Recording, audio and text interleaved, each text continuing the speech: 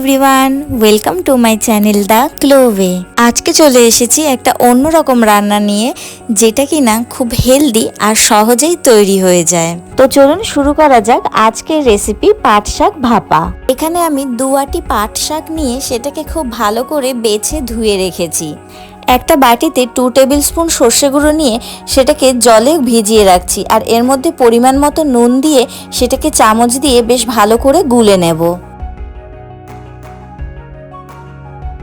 এখন বেছে ধুয়ে রাখা পাট শাকগুলোকে একটা বড় পাত্রে আমি নিয়ে নিলাম।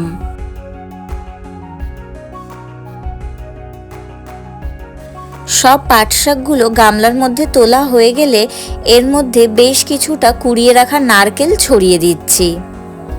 এখানে নারকেলের পরিমাণটা একটুখানি বেশি দিচ্ছি যাতে টেস্টটা ভালো আসে। এরপর এর মধ্যে 1 টিস্পুন হলুদ গুঁড়ো ছড়িয়ে দিলাম।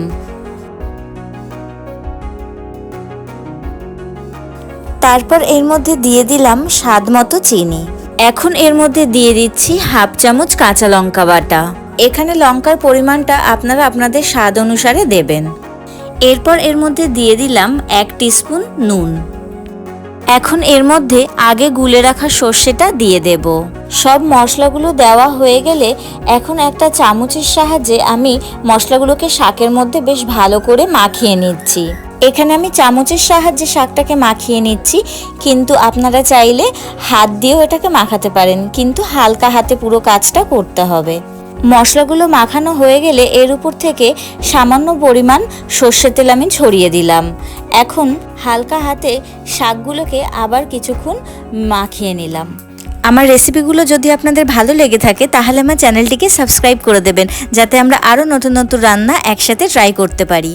শাকের সাথে মশলাগুলো বেশ ভালো করে মাখানো হয়ে গেছে। একটা বড় টিফিন বক্স নিয়ে তার মধ্যে একে একে মশলা মাখানো পাট শাকগুলো ভালো করে ভরে দিলাম।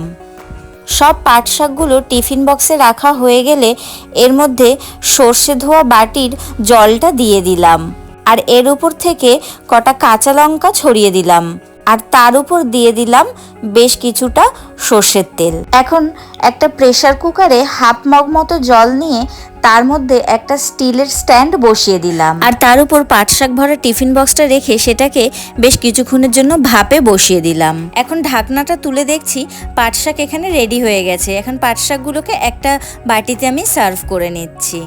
একদম সহজে আর খুব তাড়াতাড়ি তৈরি হয়ে গেছে পাট শাক ভাপা। এটা খেতে কিন্তু একদম অসাধারণ হয়েছে। আপনারা অবশ্যই বাড়িতে এটা ট্রাই করবেন, আর আমাকে জানাতে ভুলবেন না কেমন লাগলো আপনাদের এই রেসিপিটি।